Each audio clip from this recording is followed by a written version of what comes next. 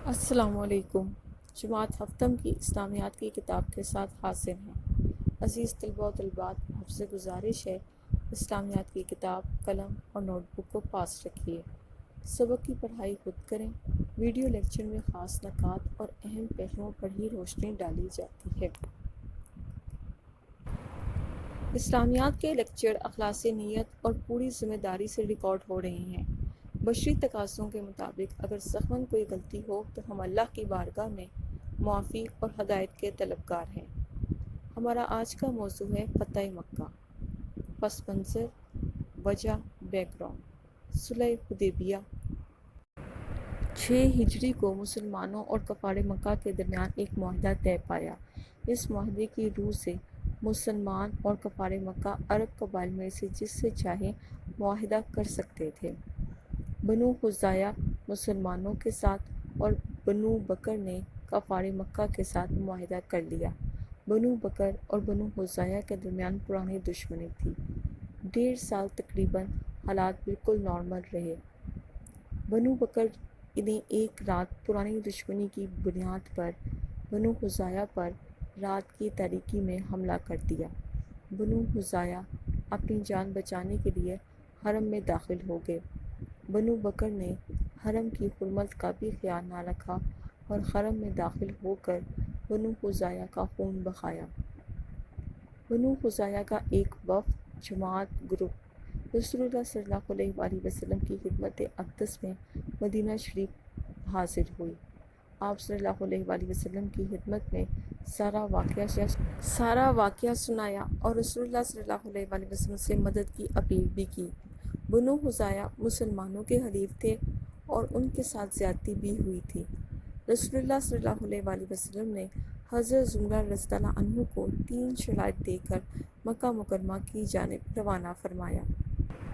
یہ شرائط درج ذیل تھیں: بنو خزاعہ کے مقتولین کا خون بہا ادا کیا جائے، بنو بکر کی حمایت سے دستبردار ہو جائیں، معاہدہ صلح حدیبیہ کے ختم کرنے کا اعلان کر دیں۔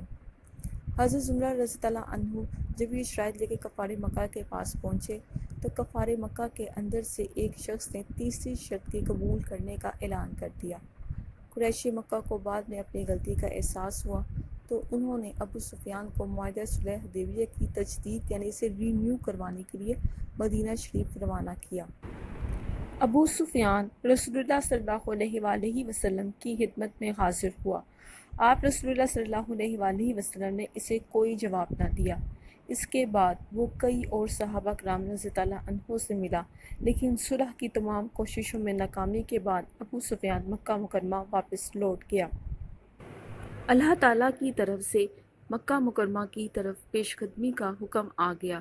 رسول اللہ صلی اللہ علیہ وآلہ وسلم اور صحابہ کرام رضی اللہ عنہ نے سفر مکہ کی تیاریوں کو نہایت خفیہ رکھا۔ رسول اللہ صلی اللہ علیہ وآلہ وسلم 10 رمضان المبارک 8 ہجری کو 10,000 صحابہ کرام کے ساتھ مکہ مکرمہ کی طرف روانہ ہوئے۔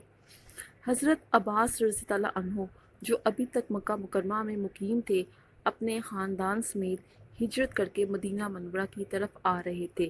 وہ مقام جحفہ میں رسول پاک صلی اللہ علیہ وآلہ وسلم کی خدمت اقدس میں حاضر ہوئے۔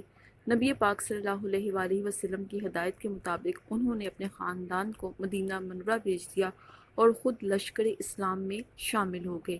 آپ صلی اللہ علیہ وآلہ وسلم نے اپنا سفر جاری رکھا۔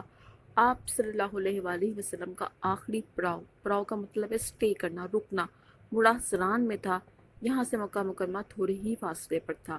رسول اللہ صلی اللہ علیہ وآلہ وسلم کے حکم سے تمام لشکر اسلام نے الگ الگ جگہ آگ روشن کی۔ قریش مکہ اچھی طریقے سے جانتے تھے کہ وہ اب تک مسلمانوں کے ساتھ کیا معاملہ روا رکھ چکے ہیں۔ معاہدہ صلح حدیبیہ کے ختم ہونے کے بعد مسلمانوں کی طرف سے ابھی تک کسی رد عمل کا اظہار بھی نہیں ہوا تھا۔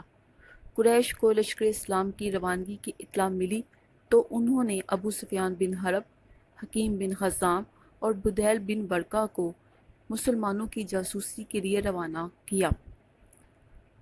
اس تجسس میں ان کا گزر مڑاسران میں ہوا، نبی پاک صلی اللہ علیہ وآلہ وسلم کے خیمے کی حفاظت پر جو دستہ دستہ جماعت متعین مقرر تھی، انہوں نے ابو سفیان وغیرہ کو دیکھ لیا اور پکڑ کر رسول اللہ صلی اللہ علیہ وآلہ وسلم کی خدمت میں لے گئے۔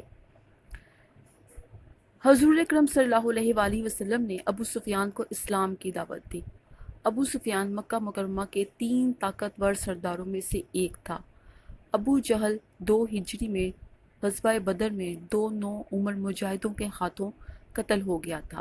ابو لہب 2 ہجری غزوہ بدر کے فوراً بعد ایک بیماری کا شکار ہو کر ہلاک ہو گیا تھا۔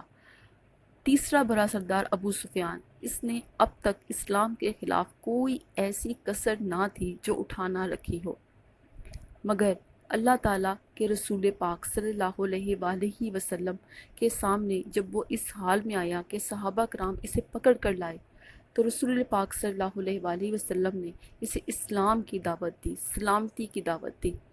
ابو سفیان رسول پاک صلی اللہ علیہ وآلہ وسلم کی اس دعوت سے اور آپ صلی اللہ علیہ وآلہ وسلم کے اس حسن سلوک سے بہت متاثر ہوا۔ وہ جان گیا کہ آپ رسول پاک صلی اللہ علیہ وآلہ وسلم اللہ تعالیٰ کے سچے نبی ہیں، اور وہ فوراً ایمان لے آیا۔ جب رسول پاک صلی اللہ علیہ وآلہ وسلم مکہ مکرمہ کی طرف روانہ ہونے لگے تو حضرت عباس رضی اللہ عنہ سے فرمایا، ابو سفیان کو پہاڑ کی چوٹی پر لے جا کر کھڑا کرو تاکہ اللہ تعالیٰ کے لشکر کا نظارہ آنکھوں سے دیکھ لیں۔ رسول پاک صلی اللہ علیہ وآلہ وسلم نے ابو سفیان رضی اللہ عنہ کو عزت دی اور فرمایا کہ جو کوئی ابو سفیان رضی اللہ عنہ کے گھر میں پناہ لے گا اسے امان ہے۔ اس کے علاوہ جو ہتھیار ڈال دے، مسجد حرام میں داخل ہو جائے یا اپنا دروازہ بند کر لے، اس کو بھی امان ہے۔ حضرت ابو سفیان رضی اللہ عنہ تیزی سے مکہ مکرمہ پہنچے اور حضور اکرم صلی اللہ علیہ وآلہ وسلم کی طرف سے امان کا پیغام لوگوں کو دیا اور قریش مکہ کو بتایا کہ ان میں مسلمانوں سے لڑنے کی ہمت نہیں ہے۔ حضور اکرم صلی اللہ علیہ وآلہ وسلم مکہ مکرمہ میں داخل ہوئے اور آپ صلی اللہ علیہ وآلہ وسلم نے اسلامی لشکر کو 4 حصوں میں تقسیم فرما دیا۔ حضرت خالد بن ولید رضی اللہ عنہ کے لشکر سے لڑنے کے لیے قریش کے کچھ نوجوان آئے جو معمولی سی جرب میں قریباً 13 لاشیں چھوڑ کر بھاگ گئے۔ اس کے بعد حضرت خالد بن ولید مکہ مکرمہ کے گلی کوچوں سے ہوتے ہوئے کوہ صفا پر رسول پاک صلی اللہ علیہ وآلہ وسلم سے جا ملے۔ اس کے بعد حضور اکرم صلی اللہ علیہ وآلہ وسلم انصار اور مہاجرین کے ساتھ مسجد حرام کے اندر تشریف لائے، حجر اسود کو چوما اور اپنی اونٹنی پر بیت اللہ کا طواف فرمایا۔ طواف کے بعد حضرت عثمان بن طلحہ رضی اللہ عنہ سے خانہ کعبہ کی چابی لی۔ اس وقت آپ صلی اللہ علیہ وآلہ وسلم کے ہاتھ میں ایک کمان تھی اور بیت اللہ کے اندر 360 بت رکھے ہوئے تھے۔ آپ رسول پاک صلی اللہ علیہ وآلہ وسلم نے اسی کمان سے خانہ کعبہ کے اندر رکھے ہوئے تمام بت گرا دیے۔ آپ رسول پاک صلی اللہ علیہ وآلہ وسلم بتوں کو ٹھوکر مارتے جاتے اور سورۃ بنی اسرائیل کی اس آیت کی تلاوت فرماتے جاتے۔ اس کا ترجمہ پیش کیا جا رہا ہے، حق آ گیا اور باطل مٹ گیا، بے شک باطل مٹنے ہی والا تھا۔ آپ صلی اللہ علیہ وآلہ وسلم نے خانہ کعبہ کے اندر نماز ادا فرمائی اور باہر تشریف لائے۔ آپ صلی اللہ علیہ وآلہ وسلم نے اللہ تعالیٰ کی حمد اور ثنا کے بعد قریش سے فرمایا، قریش کے لوگوں، تمہارا کیا خیال ہے؟ میں تمہارے ساتھ کیسا سلوک کرنے والا ہوں؟ وہ بولے، اچھا۔ آپ صلی اللہ علیہ وآلہ وسلم شریف بھائی ہیں اور شریف بھائی کے صاحبزادے ہیں۔ آپ صلی اللہ علیہ وآلہ وسلم نے فرمایا، تو میں تم سے وہی بات کہہ رہا ہوں جو حضرت یوسف علیہ السلام نے اپنے بھائیوں سے کہی تھی، آج تم پر کوئی سرزش نہیں، جاؤ تم سب آزاد ہو۔ رسول پاک صلی اللہ علیہ وآلہ وسلم نے قریشی مکہ کو فتح مکہ کے موقع پر معاف فرما دیا۔ فتح مکہ تاریخ انسانی کا وہ اہم واقعہ ہے جس میں دشمن کو رحم دلی، صبر اور برداشت سے جیت لیا گیا۔ عزیز طلباء و طالبات، یہ دنیا جب سے بنی ہے اور جب تک رہے گی، انسانی تاریخ میں جنگیں بھی ہوں گی اور فتوحات بھی ہوں گی۔ یہ وہ ایسا لامحدود سلسلہ ہے جو ہمیشہ سے ہے اور ہمیشہ ہی رہے گا۔ مگر آپ صلی اللہ علیہ وآلہ وسلم کی مفتوحہ قوم کے ساتھ عفو و درگزر اور تحمل و برداشت جیسی نظیر ملنا ناممکن ہے۔ رسول پاک صلی اللہ علیہ وآلہ وسلم نے اپنی قول و فعل کے ذریعے ثابت کر دیا کہ اسلام سلامتی اور امن کا مذہب ہے۔ جی عزیز طلباء و طالبات، PDF فائل ویڈیو کے ساتھ ہیں۔ مشقی اور معروضی سوالات کے جوابات خوش خط لکھیے، انہیں خوب اچھے طریقے سے یاد کیجیے۔ آن لائن جماعت کے لیے چند ہدایات: خوب اچھے طریقے سے تیار ہو کر گھر کے ایک خاص حصے کو مختص کیجیے۔ فرصت اور امن کے لمحات کو دینی اور دنیاوی تعلیم کے حصول میں لگا دیجیے۔